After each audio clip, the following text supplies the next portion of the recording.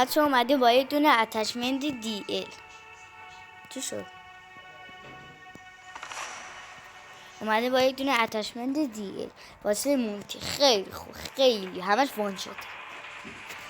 این دی المونه میریم توش. این اتچمنتمونه، اینو میذاریم.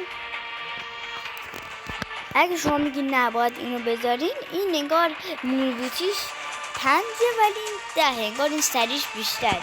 این 5 سریش، این 10. این بیشتر از این، بیشتر از اینه. اگه خواستیم حالا اینو بذاریم، میخواستیم کند باشه، ولی من میگم اینو بذاریم. حتی اینو میذاریم. سری نمیخواد. از این پوزا میخورین. اگه از این پوزا دوست ندارین کورکننده بذارین. من این همینو بذارین.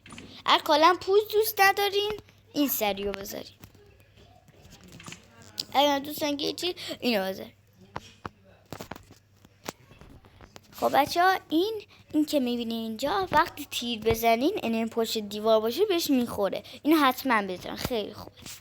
یک دون لیزر میذارن. اگه اهل خط گرفتن لیزر ورم دارین. اگه خط نمیگیرین لیزر میذارین. یا اگه یه زمینه که باید خط بگیری لیزر ورم داری که اینمی نفهم شما کجایی. این حضرت نشیموندون. خداحافظ.